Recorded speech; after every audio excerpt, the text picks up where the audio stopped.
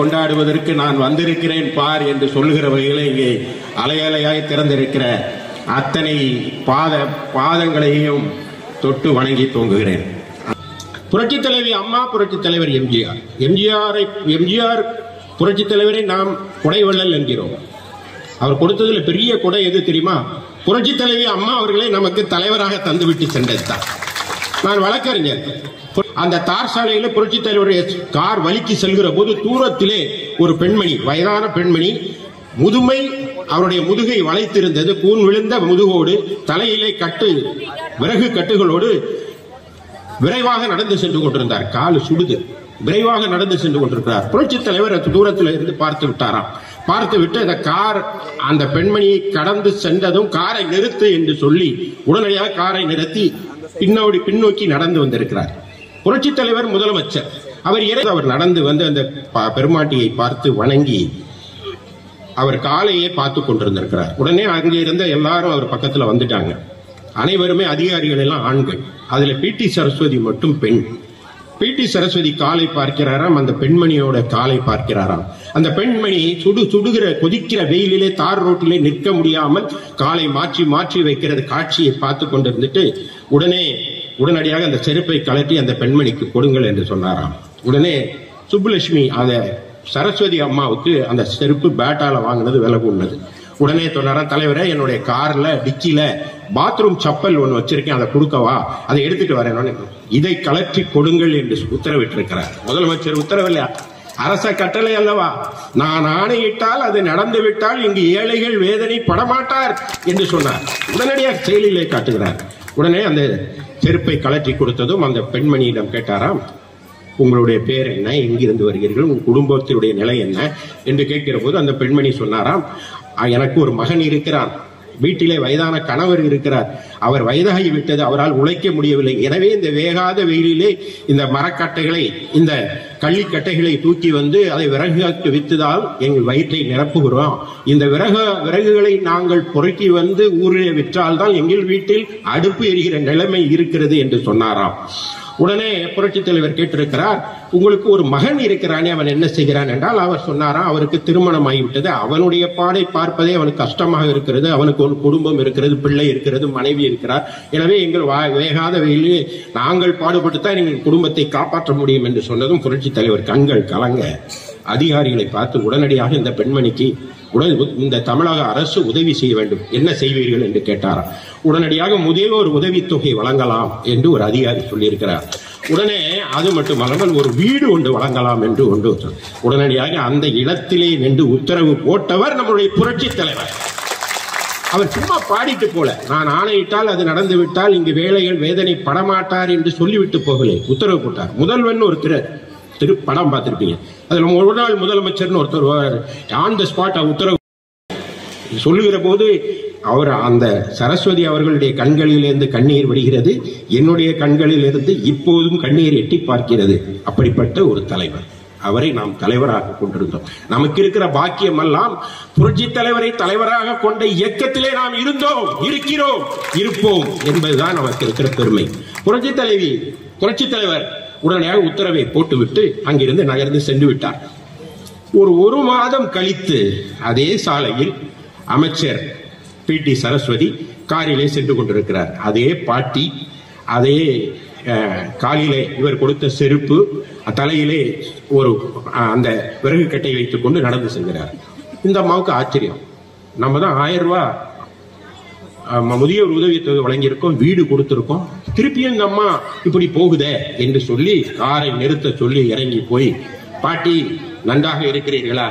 நன்றாக இருக்கிறேன், மவராசன் தயவில் நன்றாக இருக்கிறேன் சொன்னார். நன்றாக இருக்கு, சரி,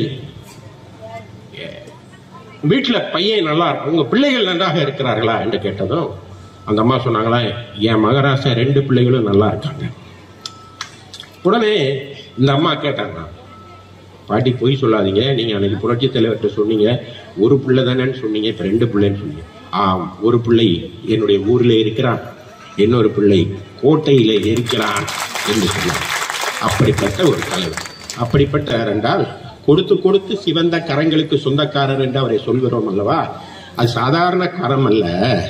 அவர் கொடுத்து சிவந்ததனால் அப்போது புரட்சி தலைவர் வாழ்ந்தது ராமாவரம் தோட்டம், அது செங்கல்பட்டு மாவட்டம்.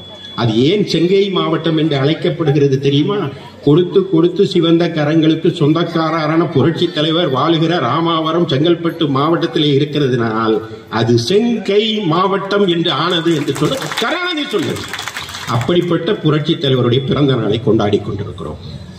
இந்த புரட்சி தலைவர் தான், அவருடைய கொள்கைகள் தான் அதிமுக கொள்கை. இன்னைக்கு வலைத்தளங்கள்ல கேட்கிறான் அதிமுக என்னையா கொள்கை என்று கேட்டால், புரட்சி தலைவருடைய கொள்கை எதுவோ அதுதான் அதிமுக கொள்கை. யார் சார், யார் அந்த சார்னு கேட்டா பெரியார் படத்தை தூக்கிட்டு வந்து நிற்கிறான். பெரியார் நம்முடைய பிதாமகன். நான் மீண்டும் இந்த அதிமுக மேடையிலே புரட்சி தலைவர் நாமத்தை சொல்லி பேசுகிறேன். பெரியார் எங்களுடைய பிதா மகன், எழுதி வைத்துக் கொள்ளுங்கள். அதிமுக பிதா மகன் பெரியார். அண்ணா எங்களுடைய வழிகாட்டி. புரட்சி தலைவர் அவ்வாறுதான் சொன்னார், அண்ணா எங்கள் வழிகாட்டி. புரட்சி தலைவர் எம்ஜிஆர் இந்த இயக்கத்தினுடைய நிறுவன தலைவர். எங்கள் இயக்கத்தை இமயம் தொடுகிற இயக்கமாக மாற்றி காட்டியவர் புரட்சி தலைவி அம்மா. அந்த இயக்கத்தை இன்றைக்கு வழிநடத்தி சென்று கொண்டிருக்கிறார் அண்ணன் எடப்பாடியார். ஒரு சம்பவத்தை சொல்கிறேன். புரட்சி தலைவருடைய வளர்ச்சியினுடைய அருதநாட்டு இளவரசி என்ற ஒரு திரைப்படம். அந்த திரைப்படம் தான் அவருடைய வாழ்க்கையிலே ஒரு மாற்றத்தை ஏற்படுத்தி முன்னேற்றத்திற்கு வழிகோலியது. தயாரிப்பாளரோட அக்ரிமெண்ட் போடுகிற போது, ஒப்பந்தம் போடுகிற போது புரட்சி தலைவர் அதுல மேல அந்த அக்ரிமெண்ட் சைன் பண்றதுக்கு முன்னாடி அந்த அக்ரிமெண்ட்ல மேல முருகன் துணை என்று எழுதினார் என்று படித்தேன். இன்னைக்கு தான் படித்தேன். புரட்சி எவ்வளவு பெரிய தீர்க்கதரிசி. முருகன் துணை என்று எதுக்கு எழுதிடுறான்னு நான் நினைக்கிறேன்னா, நாளைக்கு இந்த இயக்கத்தை நம்முடைய காலத்திற்கு பிறகு, புரட்சி தலைவி காலத்திற்கு பிறகு அழித்து விடுவது வருவார்கள். அப்பொழுது இந்த இயக்கத்தை காப்பதற்கு முருகன் என்று ஒருவர் வருவான் என்று அவர் உணர்ந்திருக்கிறார். எதற்காக சொல்கிறேன் என்றால், நம்முடைய தலைவர் பேர் என்ன, பொதுச்செயலாளர் பேர் என்ன, எடப்பாடி பழனிசாமி. பழனிசாமி யாரு? முருகன். எனவே முருகன் துணை என்று அன்றைக்கு எழுதியிருக்கிறார் என்று எண்ணுகிற எண்ண ஓட்டம் என்னுடைய சிந்தனையில் வந்தது. அப்பைத்திலாமா அதிமுக கொள்கை என்னன்னா, பெரியார் எங்களுடைய பிதாமகன். சரி, பெரியாருடைய கொள்கைகள் என்ன? பெண்ணடிமைத்தன ஒழிப்பு, மூட நம்பிக்கை ஒழிப்பு, கடவுள் மறுப்பு கொள்கை, அப்லிப்டிங் ஆஃப் டவுன் ட்ராடர், அடிமை தலையில இருக்கிறவர்களை முன்னேற்றுவது. இதிலே கடவுள் மறுப்பு கொள்கைகளை மட்டும் நாங்கள் வேறுபடுகிறோம். அதில் ஒரு நெகிழ்வுத்தன்மை கொண்டிருக்கிறோம். நான் ஏற்கனவே சொன்ன புரட்சி தலைவர் முருகன் துணை என்று எழுதியிருக்கிறார். புரட்சி தலைவி அம்மா ஆலயங்களுக்கு சென்று வந்தார். நம்ம அண்ணன் எடப்பாடி பழனிசாமி அவர்கள் ஆலயங்களுக்கு செல்கிறார். நாம் அனைவருக்குமே இறை நம்பிக்கை இருக்கிறது. பல்வேறு மதத்தை சேர்ந்தவர்கள் இங்கே உட்கார்ந்து இருக்கிறோம். ஆக இறை நம்பிக்கை நமக்கு எப்படி வந்தது? அது என்ன, பெரியாரை நீங்க பின்பற்றுகிறீர்கள், ஆனால் சாமி கும்பிடுவோம் என்று சொல்கிறது உங்களுக்கு விசித்திரமாக இல்லையா என்று கேட்பவர்களுக்கு ஒரு பதில் இருக்கிறது. இறைவன் ஒருவன் இருக்கிறான் என்று, இறைவன் இல்லை என்றார் பெரியார், இருக்கிறான் என்று நமக்கு சொல்லி தந்தவர் பேரறிஞர் அண்ணா. அவர் சொன்னார், ஏழைகளின் சிரிப்பில் இறைவனை காண்போம் என்று சொன்னார். ஆக ஏழைகள் சிரித்தால் அங்கு இறைவன் ஒருவன் இருக்கிறான், அவன் ஏழைகள் சிரிப்பில் இருக்கிறான். அப்ப ஏழைகள் எவ்வாறு சிரிப்பார் என்று பார்த்தால், இப்ப சொன்னார கொஞ்சம் முந்தி சொன்னார், டபுள்ஸ்ல போறது சைக்கிள் ஏழைகளின் வாகனம், அதுல தனியா தான் போக முடியும். புரட்சி தலைவர் ஆட்சிக்கு வந்த பிறகுதான் டபுள்ஸ் போலாங்கிற சட்டத்தை கொண்டு வந்தார். அது மட்டும் இல்ல, சத்துணவு திட்டத்தை கொண்டு வந்தார். அப்பெல்லாம் குடிசைகள் நிறைந்திருக்கும். தமிழ்நாடு முழுவதும் குடிசைகள் அதிகமாக இருக்கும். கல்வீடுகள், மச்சு வீடுகள் குறைவாகத்தான் இருக்கும். ஆனால் குடிசை வீட்டுக்கு விளக்கு, மின்சார கனெக்ஷன் தரமாட்டார்கள். ஆக மாலை நிலா ஏழை என்றால் வெளிச்சம் தர மறுத்து விடுமா என்று அவர் புரட்சி தலைவர் பாடுறார். எப்படி? மாலை நிலா ஏழை என்றால் வெளிச்சம் தர மறுத்து விடுமா. மாலையில நிலா வரும், அது வெளிச்சம் தரும். எங்க இருக்கும் அந்த வெளிச்சம்னா, தெருவில் இருக்கும், முத்தத்தில் இருக்கும். ஆனா குடிசை வீட்டுக்குள் வராது. ஆக இருள் கவிழ்ந்து விட்டால் 6 மணிக்கு மேல் வீட்டுக்குள் இருள் கவிழ்ந்து விடும், வீட்டுக்கு வராது. அப்ப மாலை நிலா ஏழை என்றால் வெளிச்சம் தர மறுத்து விடுமா என்று பாடிய தலைவன் ஆட்சிக்கு வந்து விட்டார். நான் ஆணையிட்டால் அது நடந்து விட்டால் இங்கு ஏழைகள் வேதனைப்பட மாட்டார் என்பது அவருடைய பாட்டு. ஆனால் வீட்டுக்கு வெளிச்சம் வரவில்லை. யோசித்தான் நம் தலைவன், போட்டான் ஒரு உத்தரவு, குடிசை வீட்டுக்கும் ஒரு குண்டு பல்பு என்று ஒரு உத்தரவு போட்டான். எனவே வீடுகளிலே, குடிசை வீடுகளில் விளக்கெறிந்தது. எனவேதான் அவரை ஒளி விளக்கு என்று அழைக்கிறோம். அப்படிப்பட்ட பெருமை மிக்க தலைவர் நம்முடைய தலைவர், புரட்சி தலைவர். அவருடைய வழியிலே வந்தவர்கள் இன்றைக்கு பெரியாரை இழித்து பேசுகிறார்கள். அவ்வாறு பேசுவதனால் என்ன பலன் என்று கேட்டால் யாருக்கும் சொல்ல தெரியல. எதற்காக இதை பேசுகிறார் என்றால், யார் சார் என்று நாம் கேட்கிறோம் அல்லவா, யார் அந்த சார், அதை மறப்படிக்கிறதுக்கு ஒரு பக்கம் பெரியாருங்கிறான், இன்னொரு பக்கம் பிரபாகரன்கிறான். பிரபாகரனை சீமான் சந்தித்தாரா இல்லையா? இது ஒரு தேவையா? அதனால இந்த நாட்டுக்கு என்ன நன்மை நடக்க போகுது? இன்றைக்கு ஏழைகள் வீட்டில் விளக்கெரியவில்லை, ஏழைகள் வீட்டில் அடுப்பெரியவில்லை. எந்த வீட்டிலும் அடுப்பு எரியாத நிலை இருக்கக்கூடாது என்பதற்காக 20 கிலோ அரிசியை விலையில்லாமல் தந்தவர் நம்முடைய புரட்சி தலைவி பேரறிஞர் அண்ணா, நம்முடைய வழிகாட்டி. அவர் சொன்னார், படியரிசி திட்டம் என்று ஒன்று கொண்டு வந்தார். அவர் சொன்னார், ஒரு படி நிச்சயம் 3 படி லட்சியம் என்று சொன்னார். அந்த காலத்தில் சாப்பிட வகையிலே இல்லாம எத்தனை வீடுகளிலே அடுப்பிலே பூனை உறங்குகிற காலம் ஒன்று இருந்தது. அரிசி கொடுத்தவர். அதுக்கு ஒரு படி மேலே போய் நம்முடைய புரட்சி தலைவி அம்மா 20 கிலோ அரிசியை தந்த அருளரசி நம்முடைய அம்மா. எனவேதான் அவரை இன்றைக்கு பேசுவார்கள். பேசும்போது நம் கண்களிலே பனித்துளிகள் எட்டி பார்க்கிறது. ஆக அப்படிப்பட்ட ஒரு இயக்கம், அந்த இயக்கத்தின் சார்பில் இந்த கூட்டம் நடைபெற்றுக் கொண்டிருக்கிறது. காலத்தில் தமிழ்நாட்டில் நடந்து கொண்டிருக்கிற திமுக ஆட்சி அதைத்தான் மக்களிடம் செய்து கொண்டிருக்கிறது. என்ன சொன்னாங்க? நீட் தேர்வை ரத்து செய்துவிடுன்னு சொன்னாங்க. அது ரகசியம் தெரியும் சொன்னாங்க. அதுக்கான மனுவெல்லாம் வாங்கினாங்க. இப்ப என்ன சொல்றாங்க?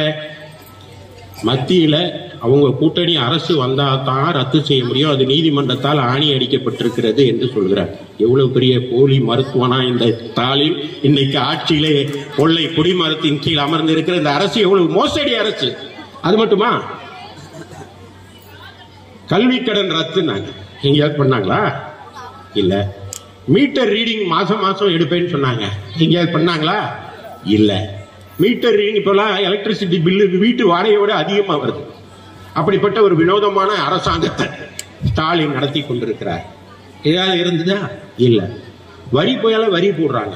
குப்பைக்கு வரி போட்டிருக்காங்க. சகோதரி சொன்னார், குப்பைக்கு வரி போட்டாங்க. நான் கூட சட்டமன்றத்தில் பேசினேன். அதிமுக அரசுல வரி கிடையாது. வரி இல்லாத ஒரு அரசாங்கத்தை நடத்தியது அதிமுக. அதிமுக ஆட்சியில் எதுக்காக வரி போட்டாங்களா? நான் சட்டமன்றத்தில் பேசினேன், வரியே இல்லைன்னு. எதிர்கட்சியில இருந்து ஒருத்தன் எழுப்பி கேட்டான், அப்ப வரி எங்கதான் இருக்கு அப்படின்னு கேட்டான். நான் சொன்னேன், வண்டலூருக்கு போய் பாரு, அங்க ஜூல வரி புள்ளிக்கு மேல வரி இருக்கும், அதான் வரி தமிழ்நாட்டில் என்று சொன்னேன். வேடிக்கைக்காக சொல்லவில்லை. வரி போடாத ஒரு அரசாங்கத்தை நம்முடைய அதிமுக அரசாங்கம் தான் நடத்தியது. ஆனால் யாரும் வாழ முடியாத ஒரு சூழ்நிலையிலே தமிழ் இன்னைக்கு பிள்ளையை பெற்றவர்கள், ஒரு பெண் பிள்ளை வளர்ந்தால் அந்த வளர்ந்த ஆளாகிற போது அந்த பிள்ளையை எப்படி திருமணம் செய்து கொடுப்போம் என்று அஞ்சுகிற காலம் ஒன்று இருந்தது. ஆனா புரட்சி தலைவி அம்மா காலத்திலே, நான் இருக்கிறேன் தாயாய், அந்த பிள்ளைக்கு சீர்தருகிறேன் என்று தாலிக்கு தங்கம் தந்த, இப்ப இருக்கிற தங்கத்தை புடுங்கிட்டு போற ஆட்சியா இந்த அரசாங்கம் இருக்கு. எனவே இந்த அரசாங்கம் வீட்டுக்கு போக வேண்டுமானால் நீங்க என்ன பண்ணணும்? கை தட்டிட்டு வீட்டுக்கு போயிருவீங்களா? போய் திண்ணையில அமர்ந்து ஒவ்வொரு வீட்டிலும் சொல்லுங்க, இப்போ வர்ற தேர்தலில் நான் எம்எல்ஏ ஆயிடலாம், அண்ணன் எம்எல்ஏ ஆயிடலாம், இங்க இருக்கிறவங்க எல்லாம் எம்எல்ஏ ஆயிடலாம். அதனால அல்ல, நம்முடைய பிள்ளைகள் சந்ததி நன்றாக இருக்க வேண்டுமானால் அனைத்து இந்திய அண்ணா திராவிட முன்னேற்ற கழக அரசு வரணும். இந்த கூட்டத்திற்கு வந்திருக்கிறவர்கள் புரட்சி தலைவருடைய வாரிசுகள், புரட்சி தலைவருடைய விசுவாசிகள், அதிமுக அபிமானிகள். ஆனால் பூட்டிய கதவுக்கு பின்னால் திறந்த இதயங்களோடு இந்த கேடுகட்ட ஆட்சி வீழ்ந்து விடாதா என்று ஏங்கிக் கொண்டிருக்கிற ஆயிரமாய் லட்சக்கணக்காய் தமிழகத்திலே இருக்கிற அத்தனை வீடுகளுக்கும் செல்லுங்கள், அத்தனை பேருடைய வீடுகளுக்கும் செல்லுங்கள், திண்ணை பிரச்சாரம் மேற்கொள்ளுங்கள், அதிமுக ஆட்சியை மீண்டும் தமிழகத்திலே கொண்டு வாருங்கள்.